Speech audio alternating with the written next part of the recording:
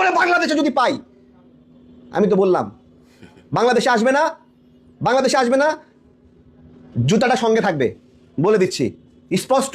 আমার মুক্তিযুদ্ধ নিয়ে এরকম নোংরা নোংরা কথা বলবে জানোয়ার। রে ফকিন্নির ঘরের ডেকুন নির্ফুলা, তুই কি এদেশের মধ্যে বড় কর্তা হয়ে গেছস?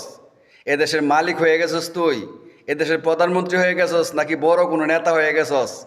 তুই প্রতিদিন প্রতিনিয়ত ইলিয়াস ভাইকে নিয়ে হুঙ্কার দিতেছস।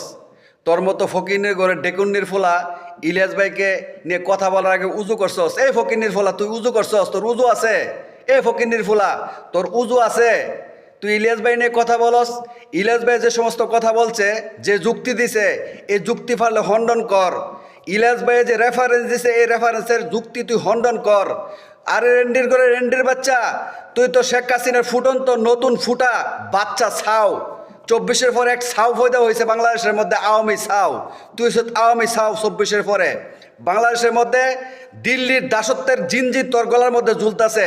তোর মতো রেন্ডির ফুলা, তোর মতো ফকিন্নির ফুলা ইলিয়াস ভাই কিনে প্রতিনিয়ত তুই হুঙ্কা দেশ, দেশে আসলে তুই সিরা ফালাইবি। তোর মতো রেন্ডির ফুলা ইলিয়াস গণনের টাইম আছে রে, পিনাক্কি গণনের টাইম আছে? তোকে কেউ গনে বাংলাদেশের মধ্যে? রিস্কাওয়ালা গনে? তোকে কোনো বাংলাদেশে হিরো আলম গনে? তোর মতো রেন্ডির ফুলার গনার টাইম আছে?